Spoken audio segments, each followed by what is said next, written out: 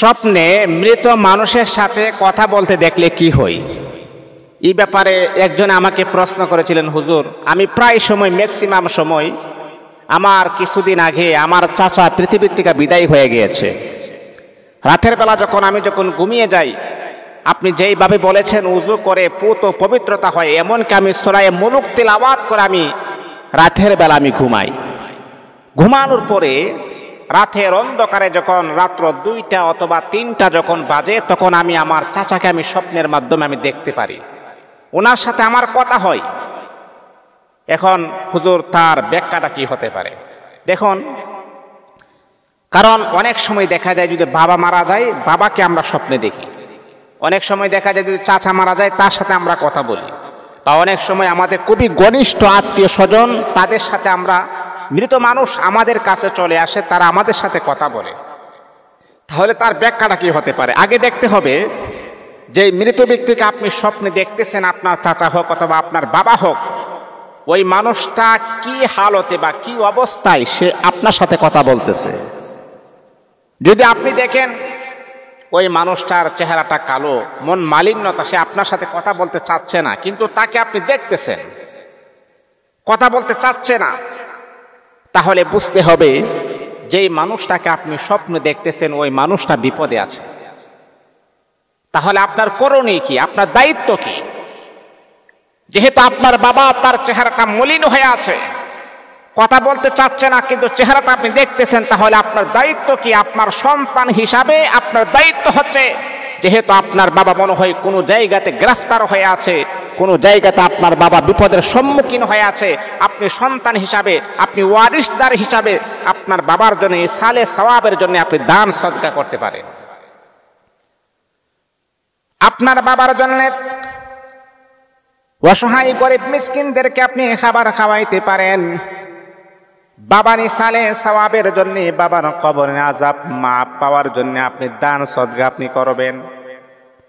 অসহায় ইয়াতিম শিশুদেরকে আপনি কিছু খাবারের ব্যবস্থা করবেন, তাদেরকে দান করবেন, মসজিদ মাদ্রাসায় দান করবেন। আল্লাহ পাক রব্বুল আলামিন আপনার বাবার চেহারাটাকে আবার সুন্দর বানায়া আবারও স্বপ্নের মাধ্যমে আমার আল্লাহ আপনাকে দেখায়া দিবেন। মুসলমান বলল, যদি আপনি দেখেন স্বপ্নের মাধ্যমে, যদি আপনি দেখেন আপনার চাচা আপনার কাছে আসছেন, আসার পর আপনাকে বলতেছে, বাতিজা চলো তুমি আমার সাথে চলে আসো, যদি এমন কথা যদি বলতে শোনা যায়, তাহলে বুঝতে হবে আল্লাহ পাক রব্বুল আলামিন আপনার হায়াতটাকে আমার আল্লাহ সংকীর্ণ করে দিবেন। অল্প কিছুদিনের ভিতরে আপনিও কিন্তু আপনার চাচার সাথী হয়ে যাবেন। আবার অনেক সময় অনেকে বলে, হুজুর আমি তো আমার বাবাকে দেখেছি, আমার বাবার চেহারাটা পুরা ফুটন্ত গোলাপের মতো সুন্দর, হাসি দিয়ে সে আমার সাথে কথা বলতেছে। তাহলে বুঝতে হবে মা ও আমার যুবক ভাই, এমন স্বপ্ন যদি আপনি দেখেন, তাহলে বুঝতে হবে আপনার বাবা খুবই আনন্দিত আছে, আপনার বাবা আল্লাহ পাকের মেহমান হয়ে আছেন। তারপরও বাবা যেন আরো যেন খুশি হয়, বাবা যেন আরো যেন শান্তিতে থাকতে পারে, তারপরও খুশি দেখলেও আপনি আরো বেশি বেশি দান করবেন। কেন দান করবেন, কোন কারণে দান করবেন? এটা শুকরিয়া দান করবেন।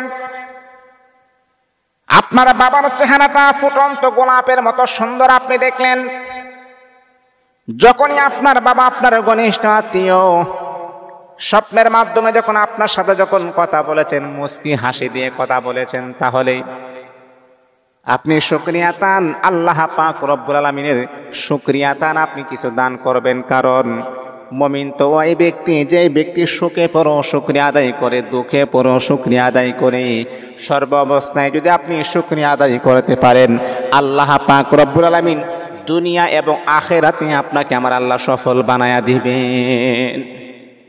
আপনি দেখতেছেন না, আলহামদুলিল্লাহ কবরের অবস্থা খুবই ভালো, দেখতেছেন তার চেহারা মুস্কি হাসি আছে, তার চেহারা খুব কথা বলতেছে, খুবই সুন্দর করে মুস্কি মুস্কি হেসে কথা বলতেছে, তাহলে বুঝবেন আল্লাহ পাক আপনার আব্বাকে মেহমান বানিয়েছেন, আপনার চাচাকে মেহমান বানিয়েছেন।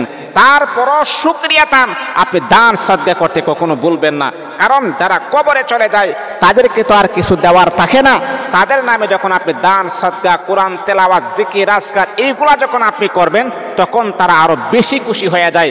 এমনকি তারাও স্বপ্নের মাধ্যমে আপনাকে দেখান, বাবা তুমি যে আমার জন্য এই কাজগুলা করেছো, কবরের ভিতরে আমি আরো শান্তিতে আছি। আলহামদুলিল্লাহ। এই জন্যে স্বপ্ন মৃত মানুষকে দেখলে আগে দেখতে হবে তার কি হালতে আপনি দেখেছেন। ওই মৃত মানুষের অবস্থাটা আপনি পর্যবেক্ষণ করতে হবে। মৃত মানুষের অবস্থাটা পর্যবেক্ষণ করেই কিন্তু তার ব্যাখ্যাটা হবে। আল্লাহ পাক আমাদেরকে বোঝার আমল করার জন্য